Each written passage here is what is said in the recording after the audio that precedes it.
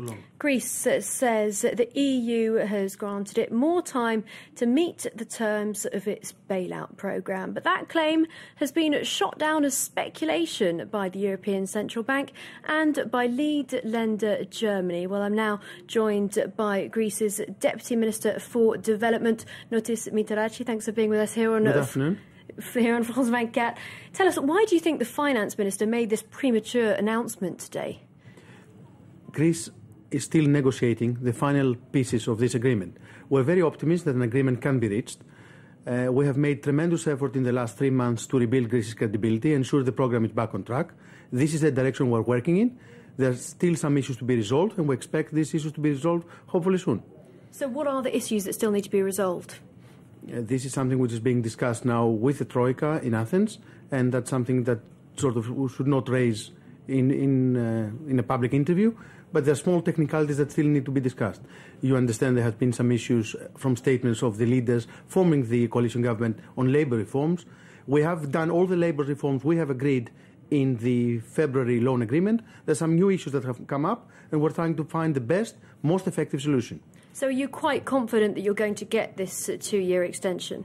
We're optimistic that the programme will be negotiated, the final details will be closed, and then is where the difficult part starts. We have to deliver on what we promised, and that's the key bet. Absolutely. How are you going to deliver, considering that no one wants to invest in Greece as there's so much red tape at the moment? You've got a lot of firms that are moving their businesses out of Greece right now.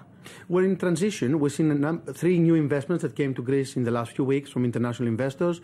We approved 4 weeks ago 5 new hotels from a British listed company in Greece. There is a wave of people interested in Greece. There's still a problem of companies that cannot find liquidity in the Greek market. That's what had led to re-domiciliation.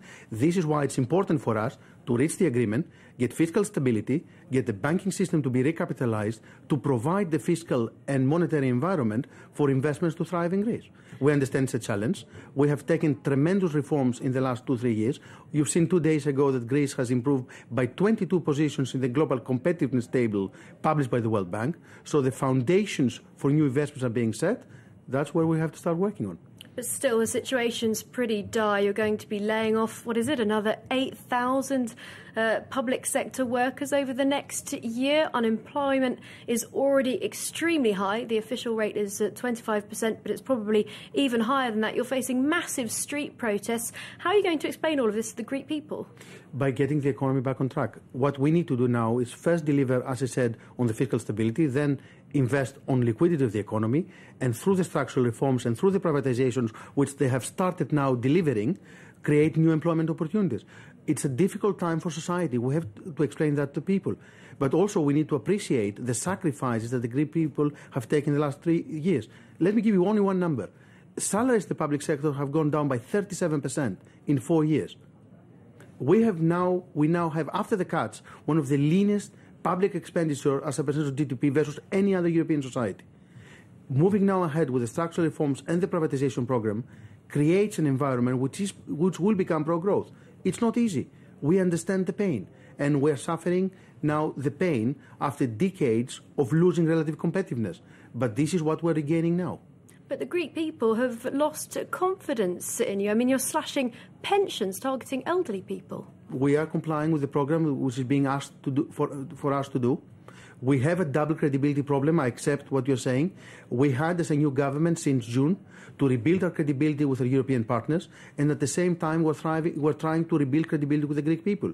Greek people that have complied with all the fiscal requirements of the program, but have seen the social consequences and the economic consequences of the program to be a lot deeper than the designers of the program thought. How are you going to boost exports?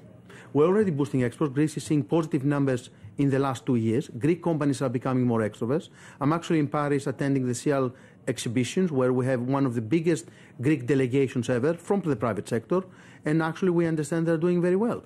We have high quality products and competitive prices now, after all the reforms, and this is what will become the basis for a more extrovert economy. At the same time, we're investing in infrastructure, we're investing in our tourist sector, which is a fundamental export sector for us, and that should also help the Greek economy to reduce its current account imbalance. And where do you see Greece in 10 years' time? We're seeing Greece beating the European averages. We're seeing Greece improving its competitiveness. We're seeing Greece rebuilding the private sector of the economy. As I said, now we're going to have one of the smallest public sectors in Europe. This is an environment which will become pro-growth in sectors where traditionally Greece has been strong, like tourism, shipping, agriculture, but also services. We are a regional entry point for Europe. We're also having an economies around us growing, and Greece had a major part of this growth in the region for the Greek companies. This is the model we see for the next few years. The problem has been that we were losing relative competitiveness, and that's what we are now improving. Thanks very much for joining us much here on France 24.